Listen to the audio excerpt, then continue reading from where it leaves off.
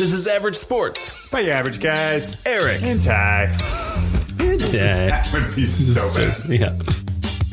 This is Average Sports. Your average sports. Average Sports. Thanks for tuning in to another episode of You're listening to Average Sports with your average guys. Average Sports, average guys, Eric and Ty. We're back, baby. How about that? Hey. Another episode. Hey. Hey. Here, man. Another episode. What is this, number 15? Believe it or not, yeah. We've made it into the, well, shoot, it's not quite the fourth quarter yet of 2021. No, we are heavily in the third couple quarter. Of weeks, yeah, deep in it. Eric sounds a little different though today. He's going to do this remotely, not for quarantine purposes, but he's on a road trip. So we're gonna let him call in from trip out out town. here in beautiful, sunny, hot Kansas City. Is that ready what it is? For some burnt end barbecue? Nice. If you've never been out to Kansas City, that is their staple for the barbecue. So I am very much looking forward to that. I'm planning for tomorrow to get some burnt end. Yeah, good beers out there and good queue. Yeah, no doubt. Well, all right. Absolutely. Well, we won't take too much of your time, Eric, but we got a lot of stuff to talk about sports-wise. We sure do. We're just like in that calm before the storm, because college football's about to begin, NFL is about to begin, and then before you know it, another month goes by, and then NBA and the NHL are starting to ramp up. Best time of sports of the year is coming up, so we're getting close. Absolutely. So what should we talk about? What's been going on? Hit me with some stuff. What's good? What are you man. seeing? So a couple things on the recap that have kind of happened recently. So we don't typically talk about international soccer too much, but this is a huge note.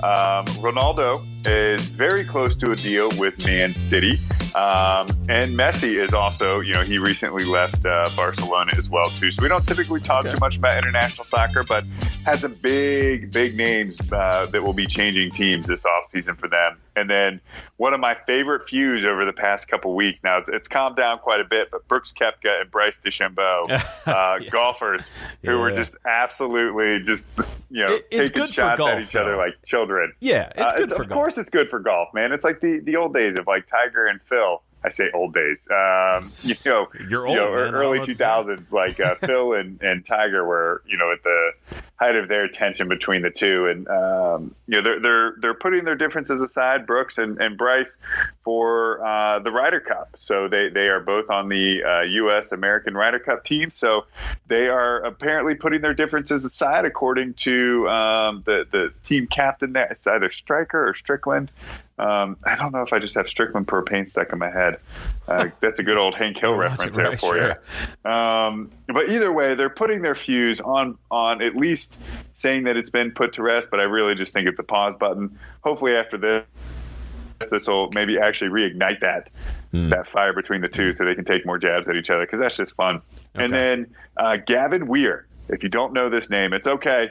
I didn't really know it either because I don't watch a ton of the Little League World Series, but this guy has thrown a no-hitter. Oh, wait, his second no-hitter in the Little League World Series this time around. He is from South Dakota, and there is a great little caption video where you can see him striking out all 14 of the players, because, again, they only play, or at least his 14 strikeouts, that he had in the no-hitter.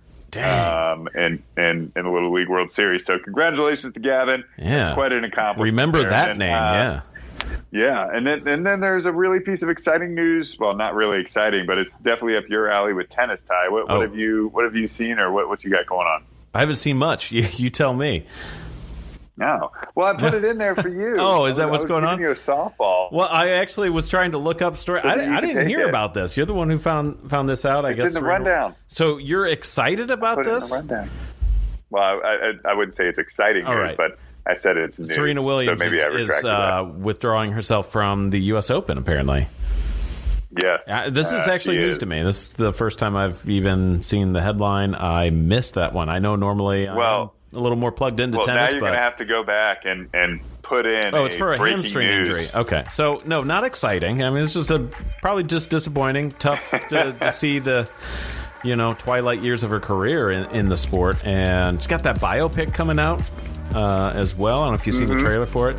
So the timing is probably just not that great. I'm sure it just sucks. So I guess all I could say is just all the best to Williams, just for getting healthy and hopefully getting out there to compete at her best level. One thing, though, speaking of no-hitters, though, that reminded me, I wanted to mention Nola, pitcher from Phillies, the other day. Did you see this? Like 4 or 5 days ago. Took a no-hitter to like the 7th inning, then was on the last strike against the Padres. They were on the road. The Phillies were on the road, so out in San Diego. Was pitching a complete game, shutout, only 1 or 2 hits or something like that, and he blew it. Oh, it was heart-wrenching. Yeah, San Diego, though, way to stay in there. Heart of Lions over there. They're out to play. They played some spoilers, and they wound up going to extra innings. They were down 3. No, you know what it was? I think it was 3-1. So it wasn't a shutout. He had, I guess, 1 home run or something like that against him. Don't remember the full details, but it was an exciting game. That is the second time, though, I've seen the Padres turn the game around with the last couple of batters in the 9th inning. I mean, it's just crazy that they play a full game. So they are only, we'll talk about the standings in baseball a little later in the episode, but they are a full game out of the playoffs currently. I really want to see them go into the playoffs, because that is a team, I think, primed and with the ability to go deep and make some exciting games in the offseason. So just want to put that absolutely, man. Yeah, the thing about the Padres, man, is they were a lot of people's like early season, like preseason pick for baseball. Well, it certainly wasn't really the Giants, top contender, which has just been unreal. No, it definitely wasn't the Giants. I don't know how many people had that. Yeah, they are good. If you did, good job. Right, you are very much smarter than I am. Likely a 10,000 to 1 pick for a World Series. I mean, that's probably no joke. Early on, I'm not sure what the odds were, but they're probably something crazy like that. Yeah. Anyway, how about the topic? You want to talk about the meat and potatoes of this? You want to jump into it? Let's do it, man. All right, so about a month, maybe 2 months ago, the NCAA finally ruled that, athletes, they should be able to make money and profit off their own likeness and their abilities in this world, as if the NCAA really should have a say in it. I get a little heated about it because I think it's a joke that the NCAA has put a lid on that for so long. It's always about money. We get that. But the players should be able to get a cut for the amount of attention and the size of the NCAA industry, college sports. And so it is exciting news. That's what the meaning of exciting news is, by the way, Eric. Seeing athletes get paid. Well, right? Yeah, so I just want to make sure you understood that. So we're going to use the term. I'm sitting here looking up Webster Merriam Dictionary term for excitement. No, you're educated, man. I appreciate that. NIL is the term we're going to be using. I was actually unfamiliar with the acronym, but it is name, image, likeness. So the deal is that, again, students have the ability to go out and make money on things like autographs, endorsements from companies, or personal appearances, as long as they are consistent with the state laws where the athlete's school is located. So not necessarily where they're doing the business, as long as it's legal from the school or the state where their school is located. And only 20 states, so it's not full across the board as a national given that anyone can do this. 20 states have adopted this NIL legislation. I'm sure more will come into effect very soon, and if not already. So I think it'll be a fully adopted national thing. I mean, if not this season, certainly by the beginning of next season. I think that it'll move pretty swiftly. Just because it just seems to be the right thing to do. And I think it'll be good for all the sports involved, the athletes involved. You are legalizing a system that incentivizes so much criminality, like bad behavior, like doing things behind closed doors when, you know what? Like, let me sell an autograph and then not have to worry about getting in trouble. I think that's going to be really good for all these athletes. I mean, and it would be... Just for silly stuff, the NCAA would get like really, upset about. So like back in the day, I can't remember the exact player. I want to say it was Terrell Pryor or someone like that. I know for sure it was Ohio State. He was like trading tattoos for an autograph. Yes. Yeah. Yes, that's exactly the And he couldn't play like half the season or something like that. Yeah, and it's like, come on, guys. This is not even a monetary value. Yeah. Like, this is absolutely absurd. Right. That, the NCAA thinks that I have always, predominantly been very against the NCAA and their stance of ability to enforce any sort of rule, because it's like they just make it up on the spot. They have no criteria for this kind of thing. And at least finally, I feel like they've moved in the right direction of doing something right, although it's taken them way too long to do so.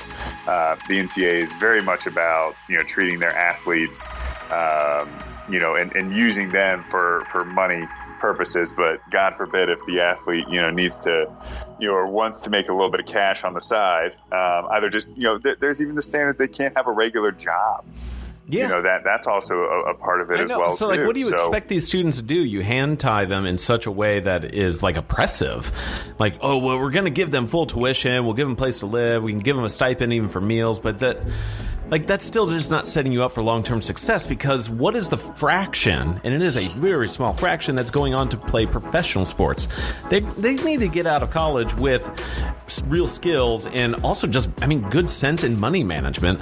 So it's got to be a good thing that there's going to be some cash flow to these kids and, just setting them up for, again, long-term success as functioning adults in society. I don't think it is at all realistic to think, or let alone fair for any business to say it's like an unpaid internship with even more restriction and more pressure and more expectation. It's ridiculous. Absolutely. And I think what's important too about this discussion is kind of providing some of the examples for these players and kind of how it can go. I think we all know that your football players and your basketball players are going to have a lot of availability to sign these deals if they haven't already. There have definitely been some athletes that have signed endorsement deals. Ty, you had a really good example involving Drew Brees. I have a really good example here of one in the past. So I'm going to go ahead and start, and then we'll throw it up to you of one that just happened. Yeah. Just to kind of put some timeline there for it. So do you remember, or do you know the name if I say Caitlin Ohashi? Do you know who that is? That does sound familiar. Yeah, so I'm going to tell this story. I want you to go ahead and Google this, just so you can get a picture with the face, because I promise you know who this is. Caitlin Ohashi was the UCLA gymnast whose floor routines went viral a couple years ago. Yeah, She didn't earn a single cent or dime off of any of that fame, even though her YouTube videos were viewed more than 100 million times. And she was, obviously just for a short stint, a household name there. With this new NIL deal in place, she could have signed a number of endorsement deals and been able to actually accept sponsorships and make money off of social media platforms using her name, image, likeness. But I promise you, who did make money off of that? UCLA. I would guarantee it. Of course.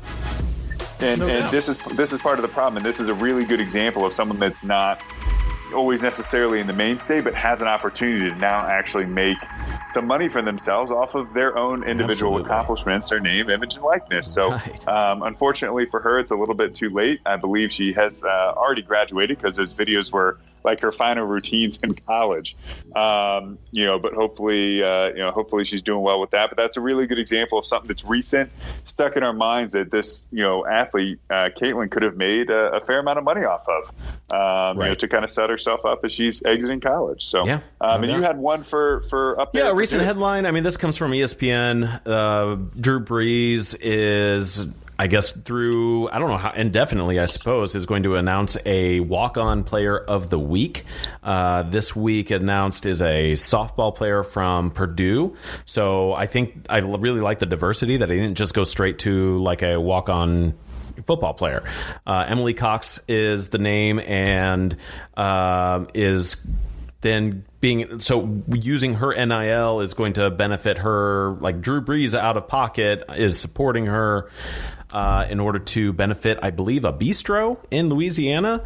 So I think the takeaway from it is that it's interesting to see then other former athletes, professional athletes, get some skin in the game and show the value of supporting players with this new ruling. And I think it'll be interesting as at the beginning of this college football season, or when college basketball starts, think about just where some of those students might be going to school and what kind of advertisements we